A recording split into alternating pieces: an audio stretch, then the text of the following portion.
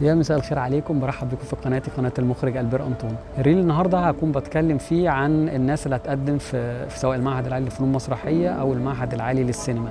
نخلي بالنا إن اللي هيقدم الورق وهيبتدي يعمله أبلود على الصفحة هيجي له الرد في تاني يوم.